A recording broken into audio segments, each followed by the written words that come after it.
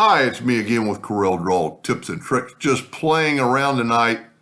And as always, when I make a video like this, I'm not going to say you're ever going to draw this, but the tools you use to draw this, you might want to get some benefit in how to do it. I'm going to take an ellipse. It doesn't really matter what size. I'm going to hit P, put it in the center of the page. And then I'm going to Control D and make a duplicate, and I'm going to rotate it from that quadrant. And you could do anything divisible by 360. We're going to go 12. So we have a shape right here. We're going to take the smartphone tool and fill that in. Now, we kind of need to leave our red circles here for just a second, because we're going to move that out of the way, and then we're going to Control D and make a duplicate, and we're going to move that out of the way, but we're going to left click, right click, and we're going to make the line quite a bit thicker. That might be too thick. Then you have to go to do this to work. You have to go to Object and break the outline to an object. Because what we're going to do, we're going to play around with that line. First of all, click on your new blue and interactive fill tool and just go top to bottom and then add what other colors you want. You know, I did a light blue. I'm going to go ahead and change it up a little bit this time and put a green in the middle and maybe a yellow down here, and just kind of, I like my first one, but I think I'm going to try a little different. Now, take this one selected and get your interactive fill tool and go from top to bottom, but then go and pick elliptical and then make your circle big enough to engulf the whole thing. And then just start adding colors. We're going to add a white up here. We're going to add a black above it. We're going to add a black below it. We're going to add a black. I might have gone too far on my. So I did a video on this the other day, how to add colors and make it look. So we maybe need to move this down because we're not getting any colors right there. I'm going to move it like that. And, you know, we might even try swapping it. There you go.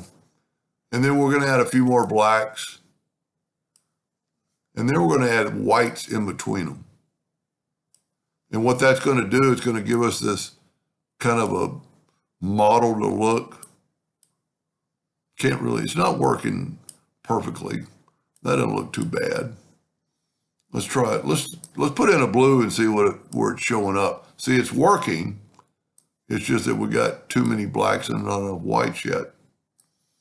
So let's put a white between it. And that looks pretty good. We're going to call that good. Now, nudge that over. And you get a feeling of, you know, some shiny silver. Group that together, Control G, and move it over.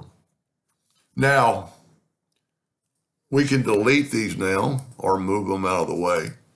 We're going to Control D and make a duplicate, hit that center X, and move it to the center. And then rotate it that 12 degrees. That's going to tell us, it told me how many times I needed to do it to make it fit perfectly. And there you have it. Pretty cool. It's not, I like it. It's not, it doesn't show off the silver effect as much as the other one, but it is kind of a cool. Now you've always got one that's kind of on top, and you could always do stuff, you know, let's do this. Let's group this together, Control G. Let's actually make it smaller and then hit P. You could always kind of change up that center. We've almost got and that doesn't look bad. It's just there's one on top. You could take an ellipse and hit P. That put it on top of it. And then you could do a lot with it. You could just make it black, take away the outline. That looks pretty good. It looks like it's shining behind it. But we're going to go to Effects and Blur, Gaussian Blur, and blur the hell out of it. Maybe not that much, because it won't hide that mark.